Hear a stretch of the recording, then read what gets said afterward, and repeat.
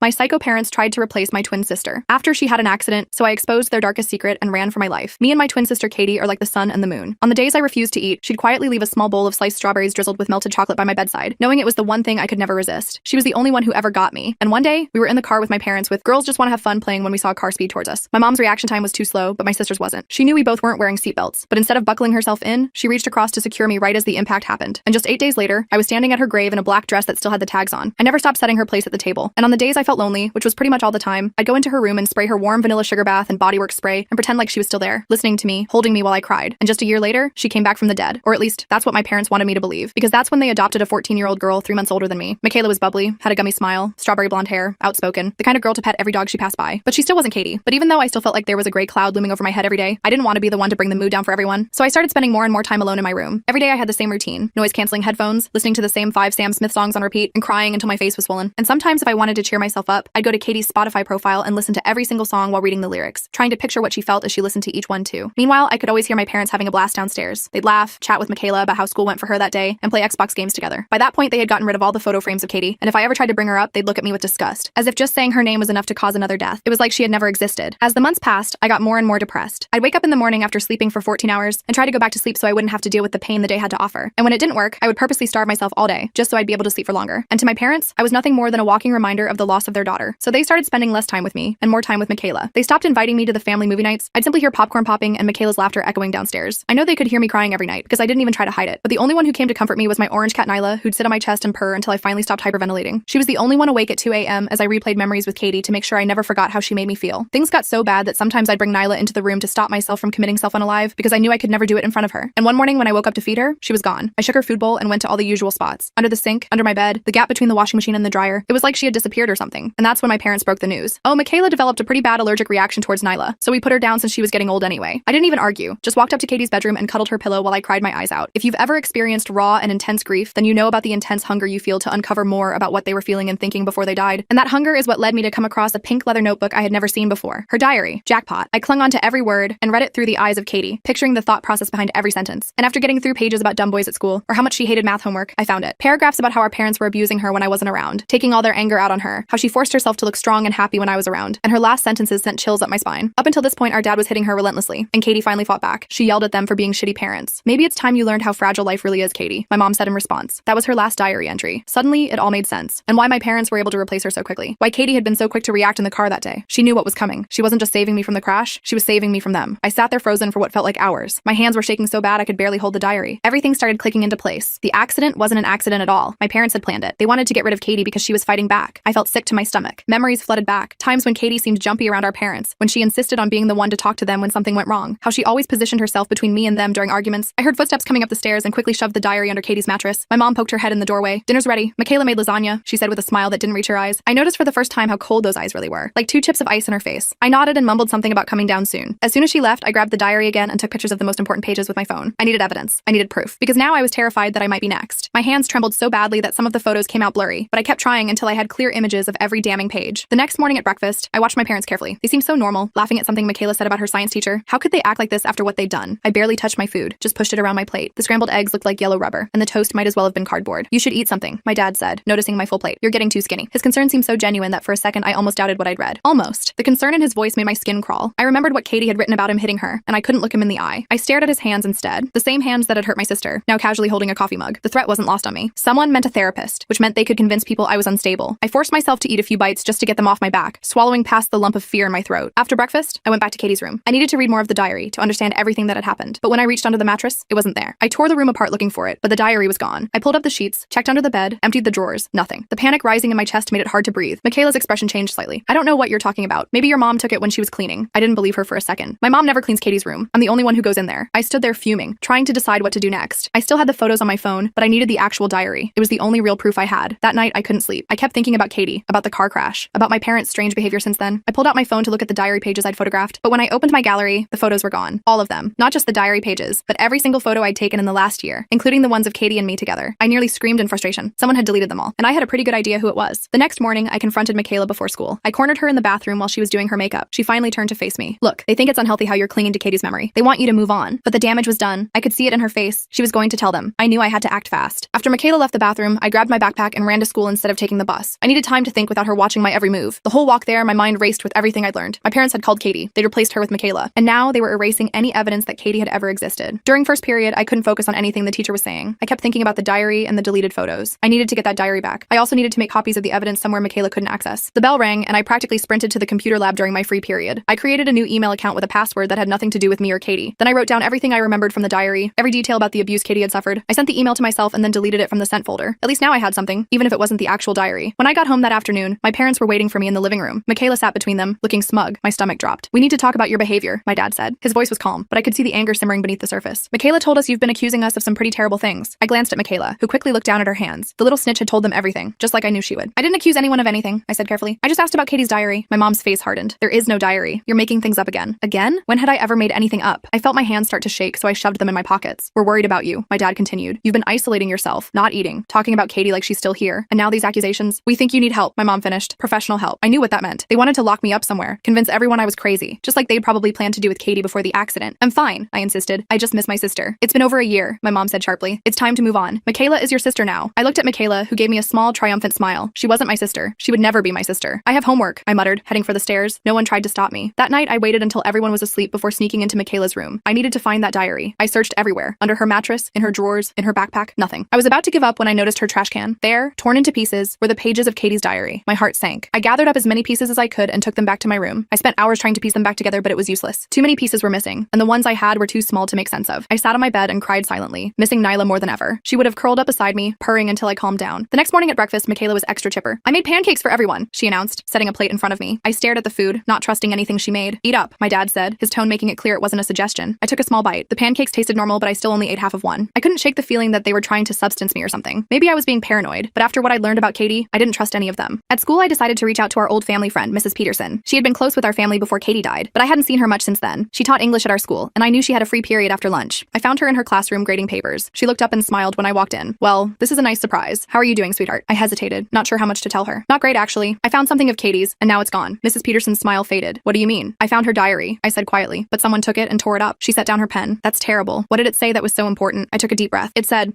our parents were hurting her, physically, and that they threatened her right before the accident." Mrs. Peterson's face went pale. "That's a very serious accusation." "I know," I said, "but it's true. And now they've adopted this girl, Michaela, and they're trying to make me forget Katie ever existed. They even put down my cat because Michaela claimed she was allergic." Mrs. Peterson was quiet for a long moment. "Have they hurt you?" she finally asked. I shook my head. "Number Katie protected me. She always made sure they took everything out on her instead." Mrs. Peterson stood up and closed her classroom door. "I need you to tell me everything, from the beginning." So I did. I told her about finding the diary, about the photos being deleted, about the torn pages in Michaela's trash. I told her about my parents threatening to send me to therapy, about how they'd erased all traces of Katie from our house. By the time I finished, the bell had rung for the next period, but Mrs. Peterson wrote me a note excusing my tardiness. "I believe you," she said, and those 3 words nearly made me cry with relief. "But we need evidence. Without the diary, it's your word against theirs." "I know," I said miserably, "and they're already setting me up to look crazy." Mrs. Peterson thought for a moment. "Do you have a phone? One they don't have access to?" I nodded. "They don't know my passcode." "Good. Start documenting everything. Record conversations if you can. Take pictures of anything suspicious. And most importantly, be careful. Don't confront them directly." I promised I would be careful, and headed to my next class feeling slightly better. At least someone believed me now. That afternoon, I came home to find Michaela in my room, sitting on my bed and flipping through one of my notebooks. I froze in the doorway. "What are you doing?" I demanded. She looked up, not even pretending to be embarrassed, just looking for something. "In my private notebook?" She shrugged. "Your mom asked me to check on you. She's worried about your mental state." I snatched the notebook from her hands. "Get out of my room." Michaela stood up slowly. "You know, they told me you might be difficult, that you never accepted Katie's death, but I didn't realize how bad it was. I've accepted that she's dead," I said through gritted teeth. "What I haven't accepted is how quickly everyone forgot about her, or how convenient it was that she died right after our parents threatened her." Michaela's eyes widened slightly, and for a second I thought I saw a flicker of something. Fear? Guilt? Cross her face. But then she was back to her usual smug self. "You should be careful what you say," she warned. "They're already talking about sending you to a special school for troubled teens." My blood ran cold. "What?" "Yep, somewhere you can get the help you need." She made air quotes around the word help. "Personally, I think it's a great idea. This house would be so much more peaceful without you moping around all the time." She brushed past me and out the door, leaving me standing there in shock. They wanted to send me away, just like they'd gotten rid of Katie, just like they'd gotten rid of Nyla. I needed to act fast.